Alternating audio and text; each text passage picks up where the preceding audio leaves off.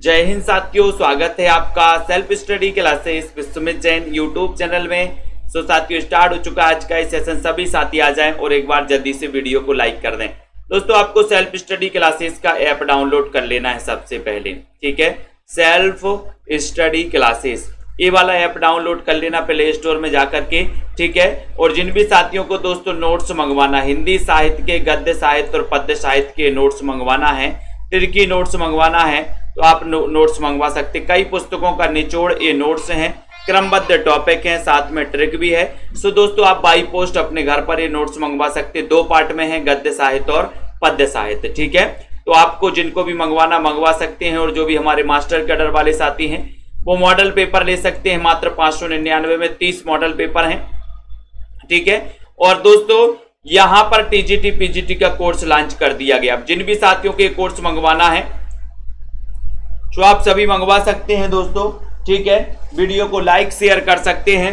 और TGT PGT का course मात्र 1500 रुपए में है दोस्तों। 1500 में 12 महीने के लिए है आपके लिए। यहाँ पर टीजीटी पीजीटी का पूरा कोर्स है दोस्तों, संस्कृत, व्याकरण, साहित्य, ठीक है। लाइव क्लास है, टॉपिक बाई टेस्ट भी हैं और डेली एक टेस्ट होता है वो भी है, ठीक है। ये सारी चीजें आप यहाँ पर पढ़ सकते हो। और दोस्तों, यहाँ पर आप देख रहे हैं नोट्स जो कि पैक होकर के जाना है, कल बाई पोस्ट जाएंगे, ठीक है। सो जिन भी साथियों को ये नोट्स मंगवाना है, हिंदी साहित्य के एक 3000 क्वेश्चन की टेस्ट सीरीज है, वो मात्र 599 की टेस्ट सीरीज है दोस्तों, ठीक है। ये नोट्स आप अपने घर पर बाई पोस्ट से मंगवा सकते हो। साथ ही मैंने आपको दोस्तों गद्य साहित्य और पद्य साहित्य का बता दिया, वो नोट्स भी आप मंगवा सकते हो, ठीक है। तो चलिए स्टार्ट करते हैं आज के इस सेशन को। सभी साथी आ चुके हैं। द्विवेदी काल के बारे में, द्विवेदी युग के बारे में अपन लोग पढ़ रहे हैं। द्विवेदी युग की समय सीमा क्या है, इसके बारे में आपको चयन करना है। वीडियो को शेयर भी कर देना। द्विवेदी युग की समय सीमा क्या है, ये क्वेश्चन बहुत ही बढ़िया क्वेश्चन आपसे पूछा गया है। इतना अच्छा क्वेश्चन है। सन 1900 से 1918 ईस्वी, 1900 से 1920 ईस्वी, या फिर दोस्तों 1903 से 1918, सभी लोग बताएंगे द्विवेदी युग की समय सीमा क्या है। बहुत ही बढ़िया प्रश्न है, 1 नंबर का क्वेश्चन है। और आपका जो उत्तर जा रहा है कि सर ये द्विवेदी युग की जो समय सीमा है वो क्या मानी जाती है, जल्दी से बताइए। बिल्कुल प्रवीण कुमार जी, आपका राइट आंसर जा रहा है कि सर द्विवेदी युग की समय सीमा मानी है। देखते हैं कौन कौन सही उत्तर बता पा रहा है। बहुत सारे लोग बता रहे हैं 1900 से 1918, ये बता रहे हैं कुछ लोग, बहुत सारे लोग बता रहे हैं, कुछ लोग नहीं। देखो अनिल कुमार जी भी, अनिल ठाकुर जी भी ये बता रहे हैं, वेरी गुड। और बताओ, ये एक ही तो लाइन लगी है, 1918, 1900 से 1918 द्विवेदी युग की समय सीमा ये मानी जाती है क्या? क्या मानी जाती है? ये लगा रहे बहुत सारे लोग, बहुत बढ़िया। जबकि दोस्तों आपको याद रख लेना है कि 1900 से 1920 मानी जाती है। ये आपको भूल में नहीं रहना है ना। 1900 से 1920 मानी जाती है। क्या मानी जाती है? 1900 से 1920, ठीक है। बहुत सारे लोग क्या लगा रहे हैं? 1900 से 1918 लगा रहे हैं। याद रख लेना 1900 से 1920 मानी जाती है, ठीक है। भारतेंदु 1900 तक और 1900 से 1920। अब आप लोग थोड़ा सा यहां पर धोखा खा जाते हैं। कैसा कि सर 1918 से तो छायावाद लग जाता है। ऐसा कुछ नहीं है, 1918 से छायावाद की प्रवृत्तियां चालू हो जाती है, लेकिन ये 1920 तक ही माना जाता है। इसको आपको याद रख लेना है, ठीक है। तो आपका बी नंबर बिल्कुल सही है। द्विवेदी युग का नामकरण किसके नाम पर पड़ा? 2 नंबर का क्वेश्चन है, सभी लोग बताएंगे द्विवेदी युग का जो नामकरण है वो किसके नाम पर पड़ा, सभी लोग बताइए। जल्दी से वीडियो को लाइक भी कर दे फटाफट से। द्विवेदी युग का नामकरण किसके नाम पर रखा गया? हजारी प्रसाद द्विवेदी के, महावीर प्रसाद द्विवेदी, शांति प्रिय द्विवेदी, या फिर मैत्री शरण गुप्त के नाम पर? किसके नाम पर रखा गया? लाइक जरूर करें सभी साथी। तो लगभग सभी को पता है कि सर ये महावीर प्रसाद द्विवेदी के नाम पर रखा गया। बी नंबर आपका करेक्ट आंसर है। द्विवेदी युग को जागरण सुधार काल, जागरण सुधार काल किसने कहा? बहुत अच्छा क्वेश्चन, कई बार पूछा जाता है जागरण। और मैंने आपको ट्रिक भी बताई है इसकी, कई बार ट्रिक बताई है कि द्विवेदी युग को जागरण सुधार काल किसने कहा? आचार्य रामचंद्र शुक्ल ने, राम कुमार वर्मा ने, हजारी प्रसाद द्विवेदी, या फिर डॉक्टर नगेंद्र ने? तो जागरण आपका यहां पर जागरण याद रख लेना, जागरण याद रखोगे। जागरण सुधार काल कहा है किसने? मैंने याद करवाया था कि अगर आपके घर में नांग आ जाए तो आप सो जाओगे कि जागरण करोगे? बोले सर जागरण करेंगे, है ना। तो जागरण सुधार काल कौन कहेगा? डॉक्टर नगेंद्र। ये डी नंबर आपका सही है। द्विवेदी युग के संपूर्णतः प्रतिनिधि कवि कौन है? प्रतिनिधि कवि बताना है। प्रतिनिधि संपूर्णतः आपको चयन करना है। श्रीधर पाठक हैं, हरियोध हैं, मैत्री शरण। जिन भी साथियों ने ऐप डाउनलोड नहीं किया, self study classes app download कर लें, ठीक है। और कोर्स में एडमिशन लेना है तो मात्र 1500 रुपए में एडमिशन ले सकते हैं दोस्तों। 12 महीने के लिए इसकी वैलिडिटी है। टीजीटी पीजीटी वाले और भी जिनको भी हिंदी साहित्य पढ़ना है। द्विवेदी युग के संपूर्णतः प्रतिनिधि कवि कौन है? ये 4 नंबर का क्वेश्चन पूछा गया और आपका उत्तर जा रहा है कि सर वो माने जाते मैत्री शरण गुप्त। यानी कि आपका जो है ये आपका जो सी नंबर है ये बिल्कुल सही है। C number right answer. Next है कविता कामिनी कांत। कविता कामिनी कांत किस कवि के लिए कहा गया? 5 नंबर का क्वेश्चन है। वीडियो को लाइक कर देना सभी साथी। कविता कामिनी कांत किस कवि के लिए कहा गया है? मैत्री शरण गुप्त के लिए, हरियोध के लिए, जगन्नाथ दास रत्नाकर के लिए। सभी लोग बताएंगे। एक बार जल्दी से वीडियो को लाइक कर दें, फटाफट से जल्दी से लाइक करें, शेयर भी कर दो। कविता कामिनी कांत किस कवि के लिए कहा गया? इतना बढ़िया क्वेश्चन पूछा गया 5 नंबर के क्वेश्चन में और उत्तर जा रहा है आपका नाथूराम शर्मा शंकर। ठीक है, नाथूराम शर्मा आपका डी नंबर बिल्कुल सही है। कविता कामिनी कांत किस कवि को कहा गया? तो नाथूराम शर्मा, है ना, शंकर। यानी कि आपका जो डी नंबर है वो बिल्कुल सही है। बहुत बढ़िया, वेरी गुड। अगला क्वेश्चन देखो, द्विवेदी युग के सर्वश्रेष्ठ प्रगीतकार माने जाते हैं 6 नंबर में। विश्वास मलिक जी चयन करिए, वीडियो को लाइक भी कर दीजिए, शेयर कर दें हमारे सभी साथी। बताइए द्विवेदी युग के सर्वश्रेष्ठ प्रगीतकार कौन माने जाते हैं? वीडियो को शेयर कर देना एक बार दोस्तों। इतना अच्छा क्वेश्चन है, सर्वश्रेष्ठ प्रगीतकार आपसे पूछा गया है। तो देखते हैं कौन कौन सफल होता है इस प्रश्न में। 6वां का प्रश्न है, सर्वश्रेष्ठ प्रगीतकार पूछा है द्विवेदी युग के। तो आपका राइट आंसर यहां पर चला जाता है कि सर सर्वश्रेष्ठ प्रगीतकार के रूप में मुकुटधर पांडे, जिनका जन्म 1895 में हुआ था दोस्तों, इनका जन्म, है ना। और मुकुटधर पांडे की बात करें तो इन्होंने छायावाद शब्द का भी प्रयोग किया था, इन्होंने स्वच्छंदतावाद शब्द का भी प्रयोग किया था और आचार्य रामचंद्र शुक्ल ने मुकुटधर पांडे को छायावाद का प्रवर्तक माना था और ये दोस्तों प्रगीतकार के रूप में जाने जाते हैं। आपका उत्तर सी नंबर यहां पर ऑप्शन अनुसार सी बिल्कुल सही है। ठीक है, अगले क्वेश्चन की ओर जाते हैं। अगला क्वेश्चन यहां पर आपके सामने है, आचार्य रामचंद्र शुक्ल ने द्वितीय उत्थान का समय कब से कब तक निर्धारित किया? बहुत अच्छा क्वेश्चन है। 7 नंबर के क्वेश्चन में बिंदु लता जी चयन करिए। आचार्य रामचंद्र शुक्ल ने द्वितीय उत्थान का समय कब से कब तक निर्धारित किया है? कब से कब तक? 1893 से 1918, 1900 से 1920, 1885 से 1918 या फिर 1930 से 1903 से 1920? जल्दी से बताइए। और जिन भी साथियों के नोट्स मंगवाना है अपने घर पर बाई पोस्ट, ये दोस्तों 599 के 3000 क्वेश्चन का है और ऐसे 2 पार्ट हैं जो आपके लिए हिंदी साहित्य का विस्तृत अध्ययन आप मंगवा सकते हो। ऐसे 2 पार्ट हैं, ठीक है। तो जिनको भी मंगवाना है बिल्कुल भी दोस्तों संपर्क करें, है ना। और यहां पर आपका 7 नंबर का क्वेश्चन पूछा है तो आपका पता है कि सर आचार्य शुक्ल ने द्वितीय उत्थान का समय कब से कब तक माना है? द्वितीय उत्थान का समय शुक्ल जी का पूछ रहे, रामचंद्र शुक्ल जी का द्वितीय उत्थान का समय। तो आपका यहां पर राइट आंसर है कि सर ये द्वितीय उत्थान का समय मानते हैं 1893 से 1918, 1893 से 1918 मानते हैं। कौन? शुक्ल जी। तो ये नंबर आपका सही हो जाएगा। शुक्ल जी की बात है, द्वितीय उत्थान का समय माना है इन्होंने। क्या समय माना द्वितीय उत्थान का? तो 1893 से 1918। ठीक है, वेरी गुड। अगला देखो, अधिकार खोकर बैठना यह महादुष्कर्म, इस पंक्ति के रचयिता कौन है? अधिकार खोकर बैठना दिनकर हैं, मैत्री शरण गुप्त, निराला, सुभद्रा कुमारी चौहान। 8 नंबर के क्वेश्चन में लाइक जरूर कर दें सभी साथी। अधिकार खोकर बैठना यह महादुष्कर्म है, इस पंक्ति के रचयिता कौन है? चयन करिए। बहुत ही बढ़िया सेशन दोस्तों, रोज रात्रि 9 बजे एक बढ़िया प्रैक्टिस यहां पर अपन करते हैं, है ना, अध्ययन करते हैं। सभी लोग दोस्तों इसी प्रकार से जुड़े रहें, ठीक है, और पढ़ते रहें। तो यहां पर 8 नंबर का क्वेश्चन है, अधिकार खोकर बैठना यह महादुष्कर्म है। इस पंक्ति के रचयिता कौन है? 8 का उत्तर, और 8 का उत्तर चला गया कि सर मैत्री शरण गुप्त हैं, यानी कि आपका जो बी नंबर है, बी नंबर वो बिल्कुल सही है। ठीक है, B number right answer, very good. Bharat Bharati का प्रकाशन किस वर्ष हुआ? 9 नंबर का क्वेश्चन है। भारत भारती का प्रकाशन बताना है, ये किस वर्ष में हुआ है? 1912, 1914, 16 या फिर 1918 में? भारत भारती का प्रकाशन बताइए जल्दी से। 9 नंबर का क्वेश्चन है, 9 नंबर के क्वेश्चन में बताना है। 9 नंबर का क्वेश्चन भारत भारती दोस्तों। और मैंने आपको कई बार बताया है कि मां भारती को बारंबार प्रणाम या 12 बार प्रणाम। तो 1912 इसका रचनाकाल है, ये नंबर आपका सही है। ठीक है, हिंदी में स्वच्छंदतावाद का कवि कौन कहा जाता है? 10 नंबर का क्वेश्चन है। कौन माना जाता है स्वच्छंदतावाद का कवि? शिल्पा जी बताइए, अरविंद जी।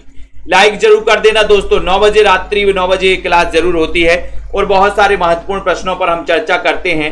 जिन भी साथियों को एडमिशन लेना है, अच्छा मौका है, आप सभी साथी एडमिशन लेकर के अध्ययन करें दोस्तों। ठीक है, तो जल्दी से बताएं यहां पर हिंदी में स्वच्छंदतावाद का कवि कौन है? स्वच्छंदतावाद का कवि कौन है बताएं। स्वच्छंदतावाद का कवि आपसे पूछा है और सभी साथी बता रहे कि सर स्वच्छंदतावाद के जो कवि माने जाते हैं, 10 नंबर का क्वेश्चन। तो 10 नंबर में आपका दोस्तों श्रीधर पाठक सही हो जाएगा, यहां पर सी नंबर सही हो जाएगा। वैसे तो रामनरेश त्रिपाठी भी स्वच्छंदतावादी हैं, लेकिन जब यहां पर श्रीधर पाठक दिया है तो अपन श्रीधर पाठक लगा देंगे, यहां पर सी नंबर लगा देंगे, क्योंकि श्रीधर पाठक ही स्वच्छंदतावाद के प्रवर्तक माने जाते हैं।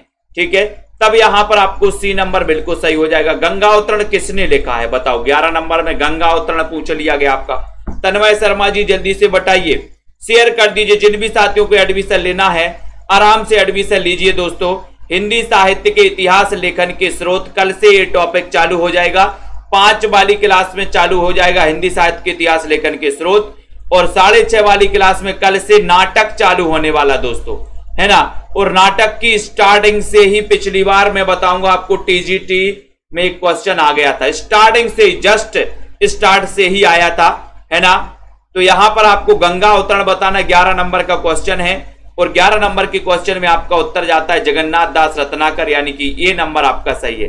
ठीक है, हिंदी शब्दानुशासन किसने लिखा दोस्तों? 12 नंबर का क्वेश्चन है। तो दोस्तों अभी भी कुछ नहीं गया, जिनको भी एडमिशन लेना है आप लोग एडमिशन लेकर के बहुत अच्छे से पढ़ सकते हो, अभी भी दोस्तों अध्ययन अपना चालू कर सकते हैं। ठीक है, तो जिनको भी एडमिशन लेना, सेल्फ स्टडी क्लासेस का ऐप डाउनलोड कर लो, और नॉर्मल फीस है, बहुत अच्छी फीस है, और मजा आएगा आपको पढ़ने में, मात्र 1500 रुपए में। ठीक है, याद रख लेना।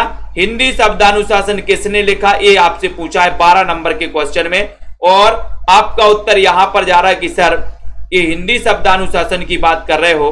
12 नंबर में हिंदी शब्दानुशासन पूछा है। अब यहां पर दोस्तों शब्दानुशासन नहीं पूछा है, ये शब्दानुशासन अलग है और हिंदी शब्दानुशासन अलग है। अब देखो, हेमचंद्र को प्राकृत का पाणिनि कहा जाता है, और हिंदी का पाणिनि किसे कहा जाता है? सब लोगों ने सी लगा दिया, तो आपको याद रख लेना है कि प्राकृत का पाणिनि हेमचंद्र को कहा जाता है। इन्होंने हेमचंद्र शब्दानुशासन ग्रंथ लिखा था। जबकि किशोरीदास वाजपेयी की बात करें तो इन्होंने हिंदी शब्दानुशासन लिखा था, इसलिए तो इन्हें हिंदी का पाणिनि कहा जाता है। हिंदी का पाणिनि कहा जाता है किशोरीदास वाजपेयी को। हिंदी व्याकरण का पाणिनि कहा जाता है कामता प्रसाद गुरु को, ये हिंदी व्याकरण के पाणिनि है, और प्राकृत के पाणिनि कहे जाते हैं हेमचंद्र। लेकिन यहां पर आपसे क्वेश्चन हिंदी शब्दानुशासन पूछा है, तो इस क्वेश्चन का आंसर आपका बी नंबर है, किशोरीदास वाजपेयी। ठीक है, बी नंबर आपका यहां पर किशोरीदास वाजपेयी लगा देना। ठीक है, ये याद रख लेना। उद्धव शतक की रचनाकार कौन है? उद्धव शतक की किसकी रचना है? जगन्नाथ दास रत्नाकर की। 13 नंबर का क्वेश्चन है। 13 नंबर के क्वेश्चन में सभी लोग बताएंगे, वीडियो को लाइक भी कर देना, फटाफट से बताइए, शेयर कर दीजिए। उद्धव शतक के लेखक कौन है? रत्नाकर हैं, सूरदास हैं, नंददास हैं, या फिर सेवाराम हैं? बताइए, वीडियो को शेयर करिए और जल्दी से। उद्धव शतक के लेखक कौन है? उद्धव शतक के लेखक बताना है, और ये उद्धव शतक तो कई बार पूछी गई रचना है दोस्तों। जल्दी से शेयर करें। 13 नंबर का क्वेश्चन है, 13 मीरा का चक्कर है, और 13 का चक्कर में उद्धव शतक, जगन्नाथ दास रत्नाकर, ये नंबर आपने बिल्कुल सही लगाया। ठीक है, ऐसे कितने साथी हैं जिन्होंने अभी तक सेल्फ स्टडी क्लासेस का ऐप डाउनलोड नहीं किया? किसकी रचना रसज्ञ रंजन कहा गया? किसकी रचना दोस्तों रसज्ञ रंजन कहा गया? ये आपको 14 नंबर का क्वेश्चन है। 14 किसकी रचना को कहा गया, इस प्रकार से पूछा है, तो बताइए। रसज्ञ रंजन, ये रचना भी पूछी जाती है, किसकी है बताओ? सुनीता जी, प्रियंका जी, मंजू जी, रिया जी, सभी लोग, दीप्ति जी। वीडियो को लाइक करते चलना, शेयर करते चलना सभी साथी। डॉक्टर सत्येंद्र, आचार्य महावीर प्रसाद द्विवेदी, हरिऔध या फिर मैत्री शरण गुप्त, ये 14 नंबर के क्वेश्चन में बहुत ही बढ़िया क्वेश्चन पूछा गया है और आपका उत्तर है कि सर रसज्ञ रंजन यानी कि महावीर प्रसाद द्विवेदी बिल्कुल राइट आंसर है। ठीक है, 1864 में जन्म हुआ था दोस्तों इनका, महावीर प्रसाद द्विवेदी का। ठीक है, उसके बाद दिवस का अवसान समीप था, गगन था कुछ लोहित हो चला, ये पंक्ति किसकी है? पंक्ति बताना 15 नंबर में। गगन दिवस का अवसान समीप था, गगन था कुछ लोहित हो चला, ये पंक्ति किसकी है? कहां से ली गई है? साकेत से, यशोधरा, प्रिय प्रवास या फिर भारत भारती से? कहां से ली गई? रामेंद्र जी, प्रियंका जी, नीलम वर्मा जी। 15 नंबर का क्वेश्चन है और 15 नंबर के क्वेश्चन में आपका सही आंसर कौन कौन बता रहा है देखते हैं। पूनम जी बताइए, वंदना जी, निकिता जी। राइट आंसर है कि सर दिवस का अवसान समीप था, ये याद कर लेना है। प्रिय प्रवास कहां पर समीप था? बोले प्रिय के प्रवास पर दिवस का अवसान समीप था। ठीक है, बहुत बढ़िया। गर्भ रंडा रहस्य, इस नामक प्रसिद्धि के दोस्तों एक कविता जो है ये किसकी है बताइए? गर्भ रंडा रहस्य, बहुत ही बढ़िया पंक्ति, एक कृति आपसे पूछी गई है। इतना अच्छा क्वेश्चन आपसे पूछा गया है, सरल क्वेश्चन पूछा गया है, अब आपको शेयर जरूर कर देना। गर्भ रंडा रहस्य नामक प्रसिद्ध व्यंग कविता के रचनाकार कौन है? व्यंग कविता के रचनाकार बताना है। सत्यनारायण कविरत्न है, नाथुराम शर्मा शंकर है, राय देवी प्रसाद पूर्ण है या फिर गया प्रसाद शुक्ल यही है। इतना अच्छा क्वेश्चन 16 नंबर का क्वेश्चन है और 16 नंबर के क्वेश्चन में बोले सर कौन है, जल्दी से बताइए। Self study classes app download करना है।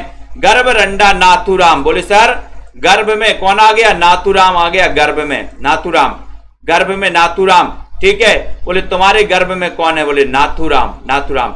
श्रीधर पाठक को किस कृति के आधार पर शुक्ल जी ने स्वच्छंदतावादी धारा का प्रवर्तक कहा है? बहुत बढ़िया, ये भी अपन को याद रख लेना कि श्रीधर पाठक को स्वच्छंदतावाद का प्रवर्तक किसने माना? रामचंद्र शुक्ल ने माना, लेकिन किस कृति के आधार पर माना ये भी आपको पता होनी चाहिए। निशा वर्मा जी बताइए, बताइए। सोमपाल सिंह जी चयन करिए, वीडियो को लाइक शेयर भी कर दीजिए जल्दी से। श्रीधर पाठक को किस कृति के आधार पर शुक्ल जी ने स्वच्छंदतावादी धारा का प्रवर्तक कहा है?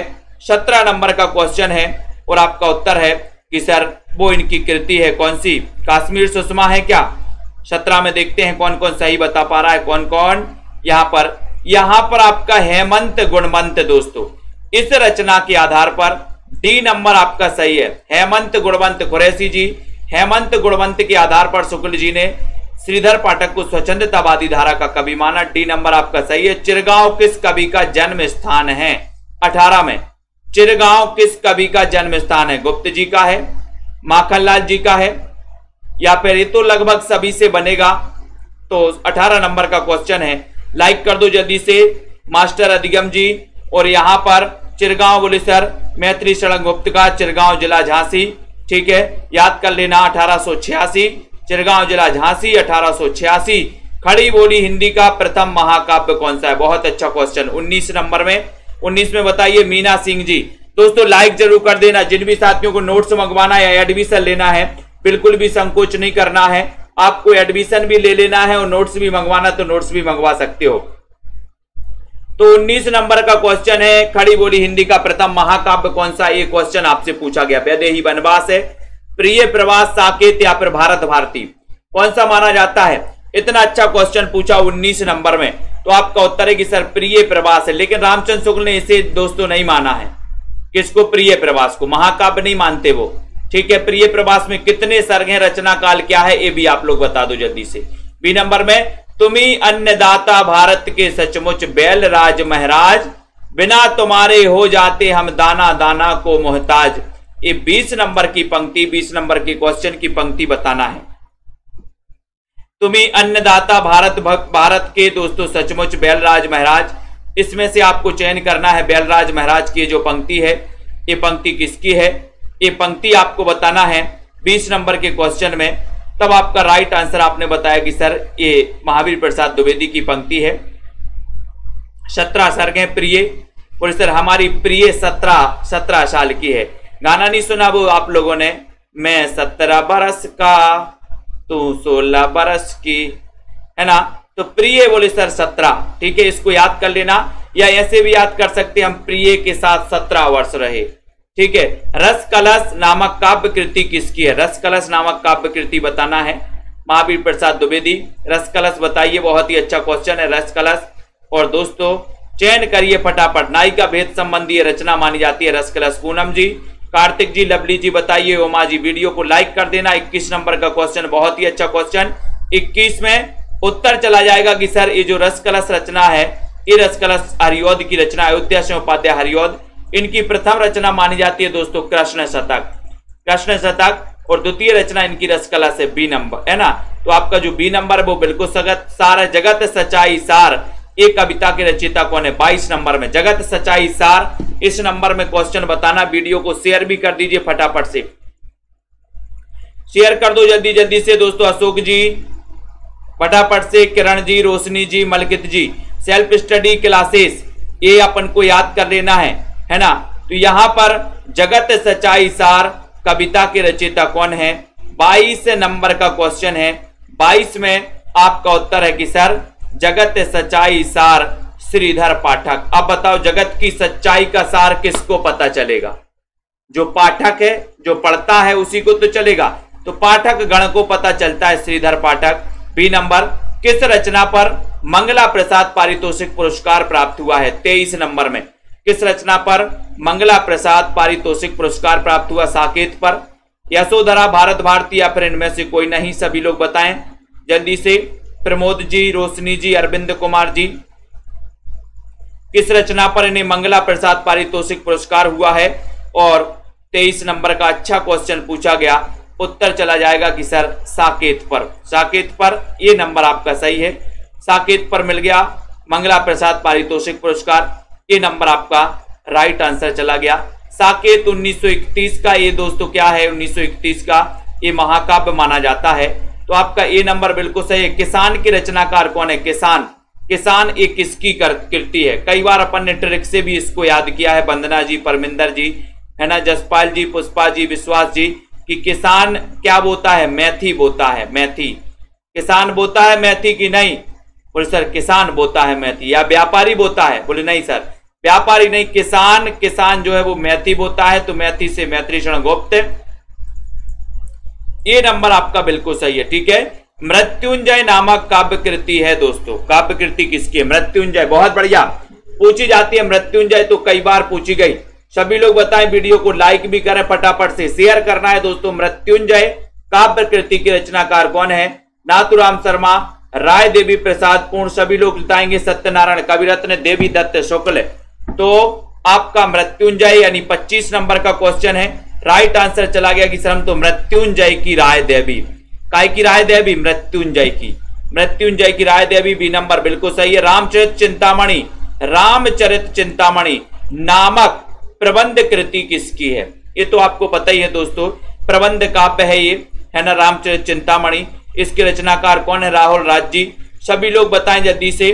माया राम जी, वीडियो को लाइक तो कर दिया करो फटाफट से। जिनको भी नोट्स मंगवाना है संपर्क करें, जिनको भी एडमिशन लेना है ऐप डाउनलोड कर लें, सेल्फ स्टडी क्लासेस, ठीक है। ये 1500 का कोर्स है, सबसे सस्ता कोर्स है दोस्तों अभी तक का, ठीक है। आप बहुत सारे कोचिंग संस्थान हैं, बहुत सारे अच्छा अच्छा सब लोग पढ़ाते हैं, सब संस्थान में जाके देखना दोस्तों, एक से बढ़ के एक टीचर है इस दुनिया में, है ना। हमसे भी बढ़कर बहुत अच्छे टीचर हैं, कई से बढ़ के कई टीचर हैं, लेकिन आपको समझने की बात है कि आपको किसका पढ़ाया समझ में आता है, क्योंकि भांति भांति के लोग हैं दोस्तों, है ना, और बहुत अच्छे अच्छे ज्ञान वाले भी दोस्तों टीचर हैं।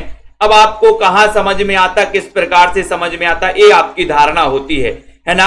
अगर दोस्तों पैसों की बात करें तो सबसे नॉर्मल और सबसे कम फीस सेल्फ स्टडी क्लासेस में है। 5,000 10,000 फीस है। आपने पंजाब मास्टर कैडर वाले साथी हैं, कई स्टूडेंट बताते कि सर हमने 10,000 में क्लास ली है, 10,000 में क्लास ली लेकिन मजा नहीं आ रहा, है ना।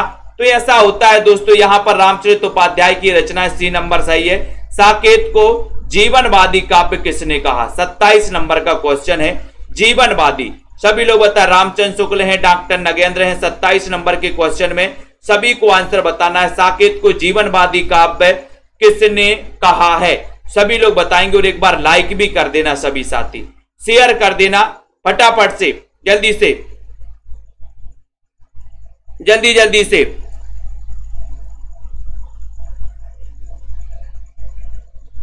फटाफट से चयन करना। साकेत को जीवनवादी काव्य किसने कहा है? जीवनवादी काव्य बताना रामचंद्र शुक्ल ने, डॉक्टर नगेंद्र ने।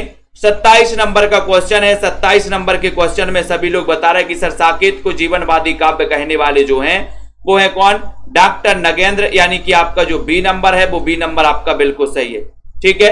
उसके बाद यहां पर आते हैं, अगला क्वेश्चन है इतिवृत्तात्मकता किस युग की प्रमुख विशेषता है? 28 का क्वेश्चन सभी बताएंगे। इतिवृत्तात्मकता किस युग की? ये क्वेश्चन तो कई बार आ चुका है। भारतेंदु युग की है, द्विवेदी युग की है, छायावाद की है या फिर प्रगतिवाद की है? इतिवृत्तात्मकता किस युग की प्रमुख विशेषता मानी जाती है? चयन करिए। वीडियो को शेयर भी कर दिया करो दोस्तों। बहुत अच्छे से पढ़ना है, मस्त तरीके से अध्ययन करना है, निरंतर प्रैक्टिस करना है, पढ़ते रहना है। 28 नंबर का क्वेश्चन है और 28 नंबर के क्वेश्चन में इतिवृत्तात्मकता ये मानी जाती है। इतिवृत्तात्मकता मतलब होता है वस्तु वर्णन, यानी कि आपका जो द्विवेदी योग है बी नंबर है वो बिल्कुल सही है। बी नंबर आपका राइट आंसर हो जाता है। ठीक है, बहुत बढ़िया। यहां पर आते हैं दोस्तों, कविता करके तुलसी न लसे, कविता लसी पा तुलसी की कला, यह प्रशंसात्मक उक्ति किसकी है? ये उक्ति बताना 29 नंबर के क्वेश्चन में। बताइए, मैत्री शरण गुप्त की है, रामचंद्र शुक्ल की है, बाल मुकुंद गुप्त की या फिर हरियोध की है? 29 नंबर के क्वेश्चन में बताइए। कृष्णा जी, मंजू, बीनू जी, सुनैना वर्मा जी 29 में शेयर करिए और फटाफट से। 29 नंबर का क्वेश्चन है। वीडियो को लाइक कर दीजिए और आपका उत्तर यहां पर क्या जा रहा है? कविता करके तुलसी न लसे, तुलसी, तो सभी लोग बता रहे हैं कि सर ये जो पंक्ति है ये पंक्ति है हरियोध की। हरियोध की डी नंबर। हरि गीतिका का बादशाह किसे कहा जाता है? हरि गीतिका का बादशाह 30 नंबर का क्वेश्चन है। हरि गीतिका का बादशाह किसे कहा जाता है? इतना अच्छा सेशन आपका रोज रात्रि 9 बजे चलता है और एक कंटिन्यू दोस्तों आप लोगों के लिए लाया जाता है, फ्री क्लास के माध्यम से लाया जाता है। तो आप लोगों को बहुत अच्छे से पढ़ना है। ठीक है, हरि गीतिका का बादशाह है। और यहां पर जो भी कमेंट करता है दोस्तों वो पूर्णतः बहुत अच्छा कमेंट करे। और अगर आपका कमेंट थोड़ा सा भी गड़बड़ आता है तो ये ऐप में ऐसा सिस्टम है कि आपको शहीद कर दिया जाता है। आपका जो कमेंट है वो सम्मानजनक अगर नहीं आएगा, क्योंकि आपके जब आप कमेंट करते हो तो पहले ही आपके लिए एक दोस्तों उसमें क्लिक करना पड़ता है कि आपको सम्मानजनक टिप्पणी करना है। उसके अलावा अगर सम्मानजनक टिप्पणी नहीं करते आप तो आपको शहीद कर दिया जाता है, यानी कि ब्लॉक कर दिया जाता है। ऐसा सिस्टम ऐप पर है ना, ये अपने दोस्तों चैनल पर है। तो आप लोगों से निवेदन है कि अगर आप लोग लाइफ टाइम तक जुड़े रहना चाहते, पढ़ना चाहते हैं तो सम्मान पूर्वक और सम्मानजनक टिप्पणी यहां पर करना है। नहीं, क्योंकि बहुत सारे साथी आते हैं जो दोस्तों सिर्फ इसी के लिए आते हैं, है ना। तो इसलिए मैं सभी से निवेदन करूंगा कि हरि गीतिका का बादशाह किसे कहा जाता है? 30 नंबर का क्वेश्चन है और 30 नंबर के क्वेश्चन में आपका उत्तर जा रहा है कि सर वो कहा जाता है किसको? हरि गीतिका का बादशाह मैत्री शरण गुप्त, यानी कि ये नंबर आपका बिल्कुल सही है। ठीक है, यहां पर आता है काव्य भाषा के रूप में खड़ी बोली किस युग में प्रतिष्ठित हुई है?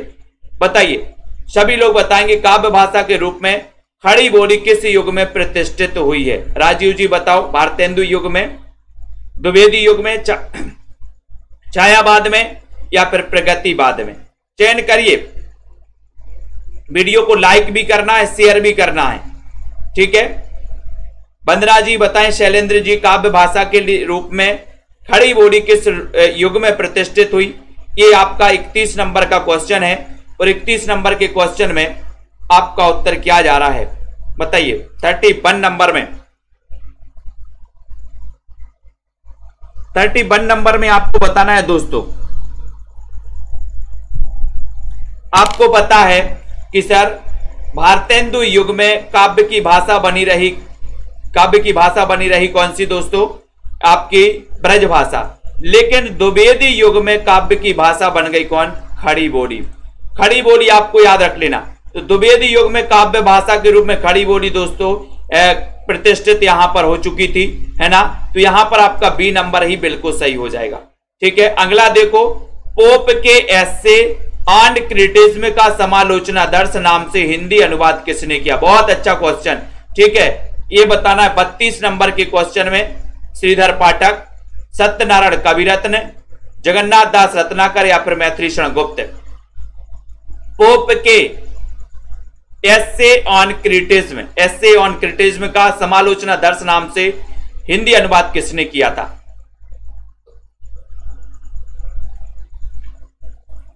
बहुत ही बढ़िया क्वेश्चन है दोस्तों। सेल्फ स्टडी क्लासेस का ऐप सभी साथी डाउनलोड कर लेना और मात्र 1500 रुपए में दोस्तों आप एडमिशन ले सकते हैं। ठीक है, 32 नंबर के क्वेश्चन में आपका उत्तर यहां पर चला जाता है कि सर वो किया था किसने? जगन्नाथ दास रत्नाकर। सी नंबर आपका सही है, सी नंबर।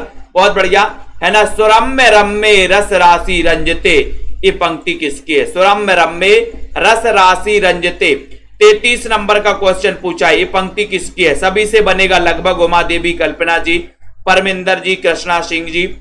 सुरम्य रम्य इस राशि रस राशि रंजते। बहुत बढ़िया, निष्ठा जी ने बता दिया कि सर ये जो पंक्ति है सुरम्य रम्य रस राशि रंजते, ये महावीर प्रसाद द्विवेदी की पंक्ति है। ये नंबर आपका सही चला गया, ये नंबर बिल्कुल राइट आंसर है। वेरी गुड आंसर बता रहे हो आप लोग। वीडियो को लाइक जरूर करें दोस्तों। ठीक है, चलिए यहां पर देखते हैं, यहां पर आते हैं। कवि सम्राट की उपाधि किससे मिली है दोस्तों? कवि सम्राट की उपाधि किससे मिली है दोस्तों? हर संभव पढ़ाने का प्रयास आपके लिए किया जाता है। आप लोग हर संभव बहुत अच्छे से पढ़ें। कवि सम्राट की उपाधि किससे मिली है? कवि सम्राट की उपाधि किससे मिली है? सभी लोग बताएंगे और एक बार वीडियो को लाइक जरूर करेंगे, शेयर जरूर करेंगे। ठीक है, बताइए कवि सम्राट की उपाधि किससे मिली है? और आप सभी का आंसर जा रहा है कि सर कवि सम्राट की आप बात करोगे तो कवि सम्राट की जो उपाधि मिली है वो मिली है किसको मिली है? बहुत ही अच्छा क्वेश्चन आ रहा है यहां पर, कवि सम्राट की उपाधि। और आपका राइट आंसर जा रहा है कि सर वो मिली है किसको? हरिऔध जी को। हरिऔध यानी कि डी नंबर। ठीक है, याद कर लेना दोस्तों, 1865 में इनका जन्म हुआ था। हिंदी खड़ी बोली के प्रथम महाकवि भी माने जाते हैं हरिऔध जी। ठीक है, गोल्ड स्मिथ की पुस्तक डिजर्टेड विलेज का अनुवाद उजड़ ग्राम नाम से किसने किया? मोस्ट आईएमपी क्वेश्चन है, सभी लोग बताएंगे। गोल्ड स्मिथ की पुस्तक डिजर्टेड विलेज का अनुवाद उजड़ ग्राम नाम से किसने किया है? अंजू कनौजिया जी, बताइए किसने किया है?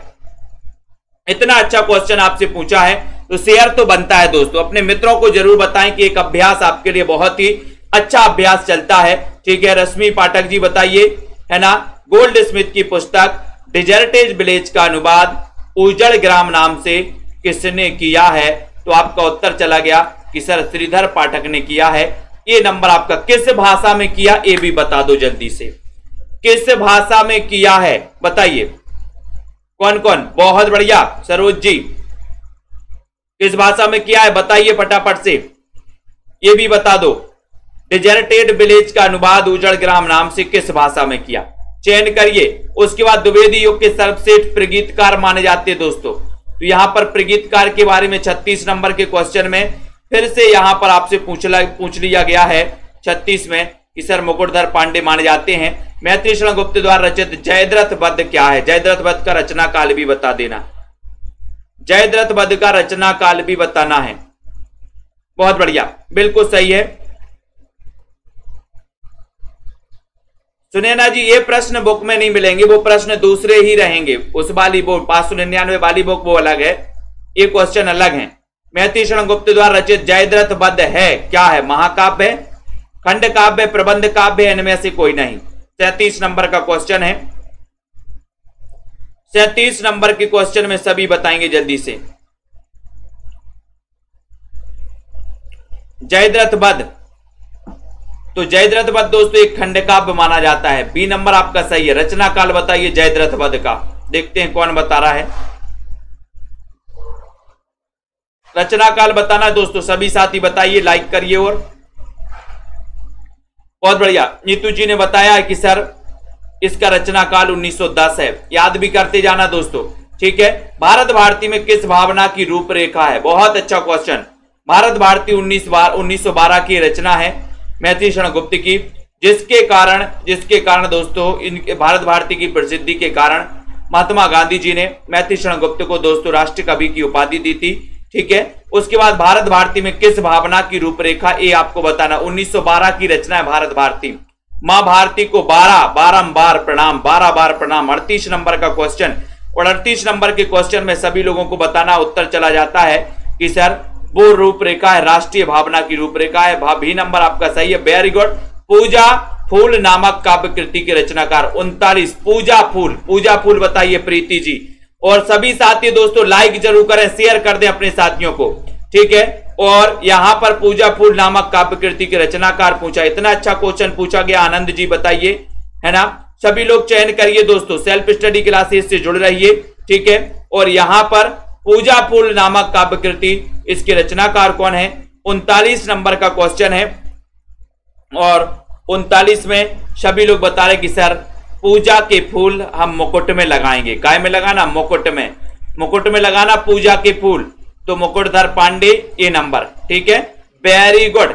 इतना बढ़िया, अच्छा अध्ययन आपका चल रहा है, प्रैक्टिस कर रहे हो। किसे कवि सम्मेलनों का बादशाह कहा जाता है? बहुत अच्छा नया क्वेश्चन, किसे कवि सम्मेलनों का बादशाह कहा जाता है? बताइए अंश जी, ममता जी बताइए, सरिता जी, रेखा जी।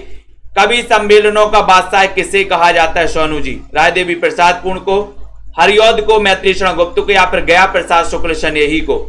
40 का क्वेश्चन विश्वास जी बताएं, राहुल राज जी, राजू जी, किसे कवि सम्मेलनों का बादशाह कहा जाता है? 40 का इतना अच्छा क्वेश्चन पूछा है। और देखते हैं कौन कौन सही बता रहे हैं।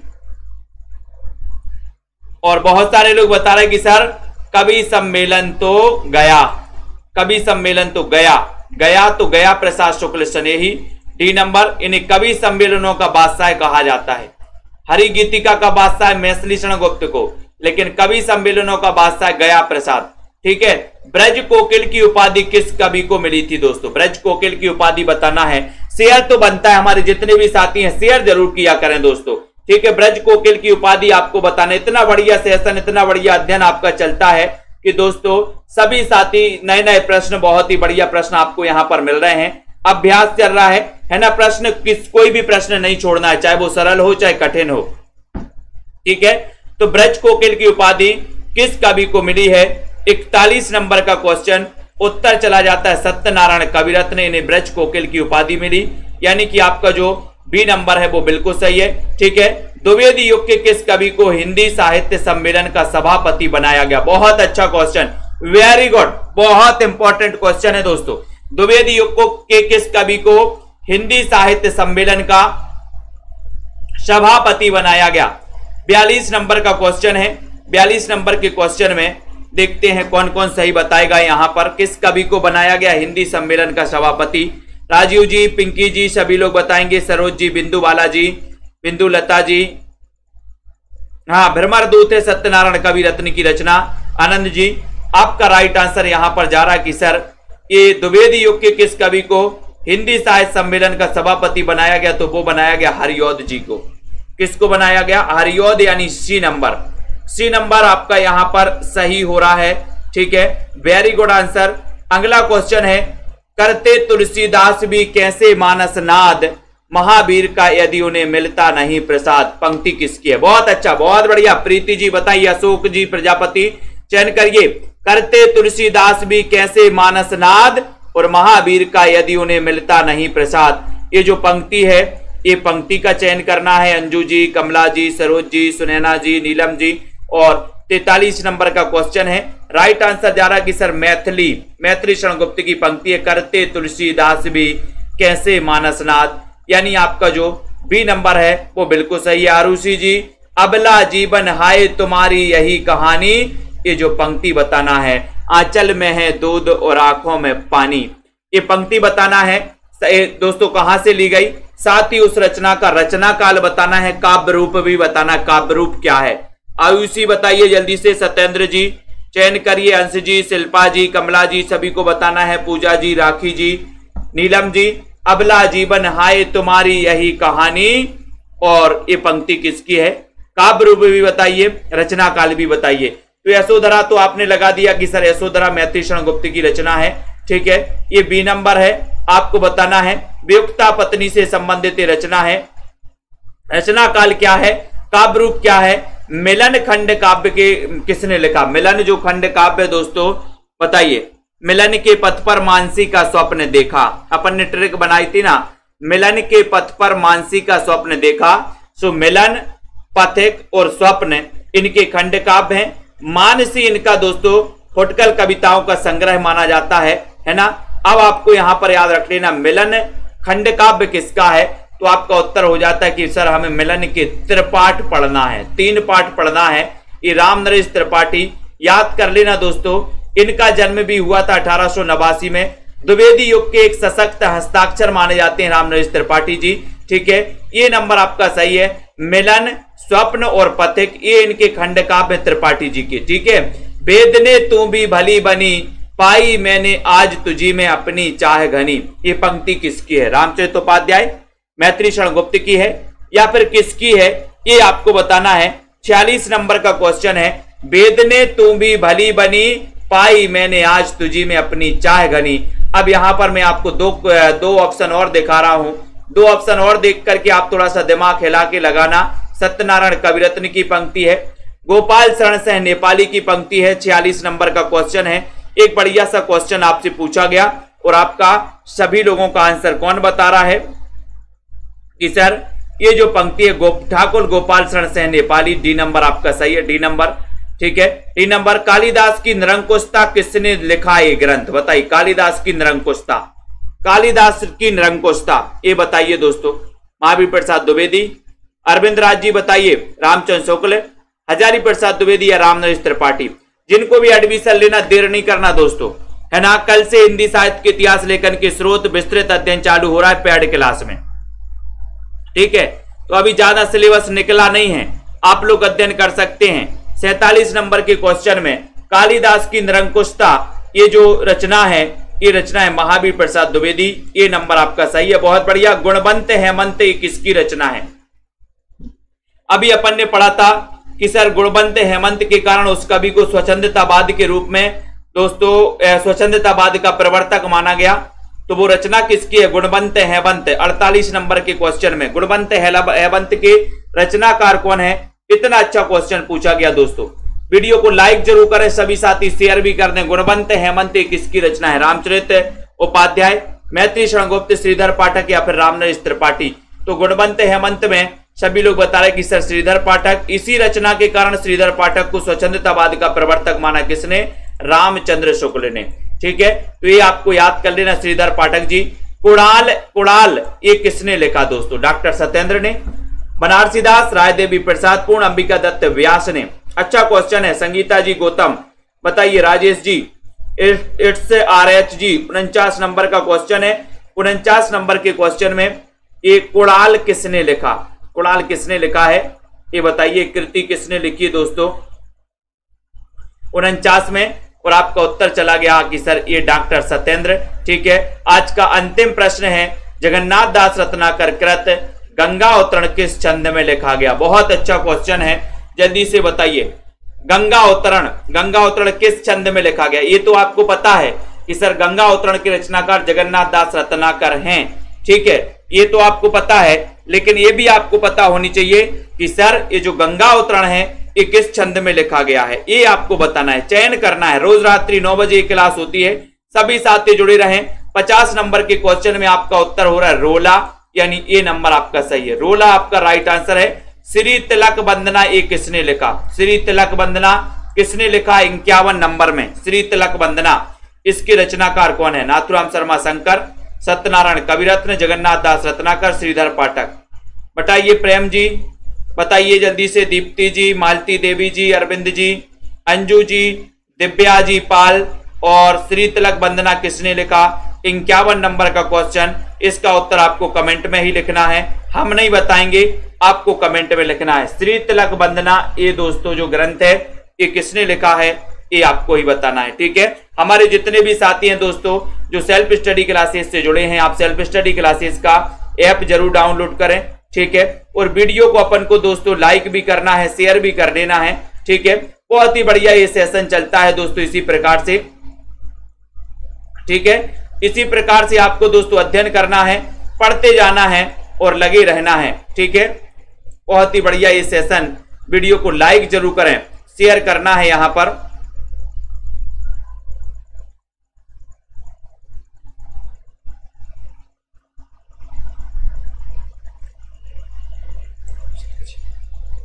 है ना, इस प्रकार से अपन को याद करना है। और जिन भी साथियों ने दोस्तों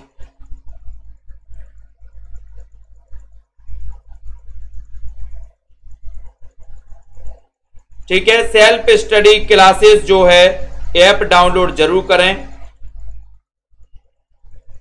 और दोस्तों जिनको भी एडमिशन लेना है मात्र 1500 रुपए में एडमिशन ले सकते हैं। ठीक है, इतना अच्छा क्वेश्चन है, बहुत ही बढ़िया क्वेश्चन दोस्तों। ठीक है,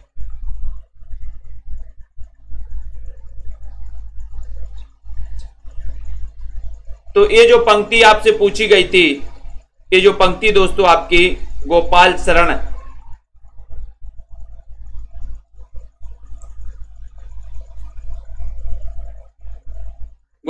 से नेपाली, सही है।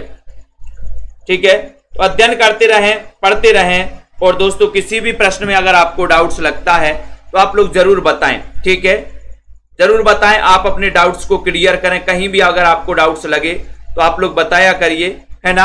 और दोस्तों ग्रुप में बता दिया करिए। ठीक है, अध्ययन करते रहिए निरंतर। सेल्फ स्टडी क्लासेस को भी दोस्तों इसी प्रकार से पढ़ना है। वीडियो को लाइक शेयर कर दीजिए। ठीक है, बहुत ही बढ़िया। सभी साथी दोस्तों जिनको भी एडमिशन लेना है वो सभी साथी एडमिशन लें, अध्ययन करें। ठीक है, और पढ़े रहें, इसी प्रकार से पढ़ते रहें।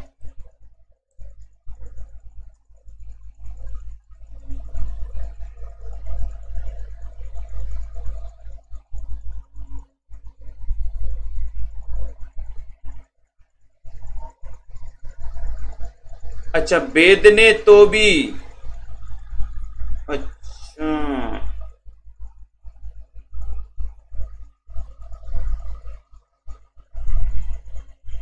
अच्छा ये 46 नंबर की पंक्ति पूछी गई है दोस्तों।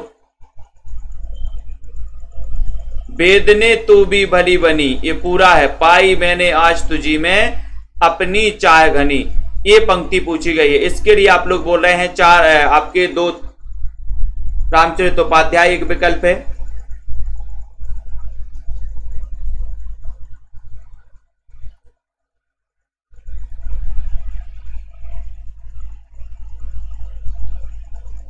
ठीक है दोस्तों, इसको सुधार लो। ये आपको याद रख लेना है, ये साकेत, साकेत से ली गई पंक्ति है, इसको सुधार लो। ये बी नंबर आपका सही हो जाएगा, ये बी नंबर ही सही है। वेद ने तू भी भली बनी, पाई मैंने आज तुझी में अपनी चाह घनी, इसको सुधार लो साथियों। बी नंबर इसको सही कर लो आप। 46 नंबर का बी नंबर आपका राइट आंसर है। ठीक है, 46 नंबर का बी नंबर कर दो। ठीक है, ये साकेत से पंक्ति ली गई है दोस्तों। साकेत अपन ने देखा कि साकेत भी दोस्तों एक वियुक्ता पत्नी से। बी नंबर सुधार लो, मैत्री शरण गुप्ता आपका सही है। ठीक है, हाँ ये साकेत लगा लो, बी नंबर आपका राइट है, बहुत बढ़िया। ठीक है, तो इसी प्रकार से दोस्तों अध्ययन करें। ऐप में टेस्ट सीरीज नहीं खुल पा रही है, क्यों नहीं खुल पा रही भैया ऐप में? ऐप में जाओ, कोर्स पर क्लिक करो, कंटेंट पर क्लिक करो, कंटेंट पर क्लिक करो और दोस्तों वहां पर एक फोल्डर है डेली टेस्ट सीरीज। ठीक है, तो डेली टेस्ट सीरीज में दोस्तों आप जाकर के उसमें अध्ययन कर सकते हो, उसमें टेस्ट लगा सकते हो। ठीक है, और कोई किसी प्रश्न में डाउट्स तो नहीं है?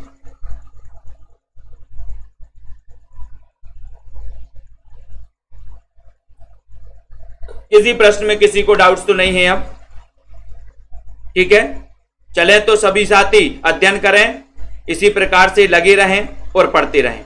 ठीक है, ऐप पर टेस्ट ओपन नहीं हो रहा है, ऐप पर टेस्ट पर क्लिक करो, नेक्स्ट आता है, नेक्स्ट पर क्लिक करो और थोड़ा सा जाओगे तो वहां पर I have read, I have read लिखा है, I have read, I have read के बाजू में एक छोटा सा बटन है, उस पर क्लिक करो। अटेम्प्ट का जो ऑप्शन है वो आपका खुल जाएगा। ठीक है, अटेम्प्ट वाला अटेम्प्ट पर क्लिक करोगे तो दोस्तों ये आपका टेस्ट जो है वो चलने लगेगा, है ना। तो इस प्रकार से ऐप में अगर, ठीक है, तो ये टेस्ट आपका दोस्तों खुल जाएगा और आप टेस्ट दे पाओगे।